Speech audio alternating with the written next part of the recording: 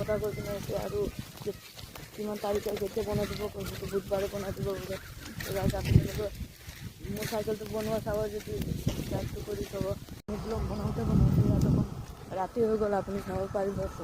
ইমান ৰাতি কৰি আপোনালোকে ব্লগ বনাওঁতে 1 লাখ ভিউ কৰিব। তো গাইজ ইফালে আমাৰ গাঁৱৰ ভিউ চাব পাৰিব যে কিমান মজা বগান আছে। তো গাইজ আৰু মই আপোনালোকক ভিউ দেখাম, আপুনি মোৰ ভিডিঅ'টো চাই থাকিব।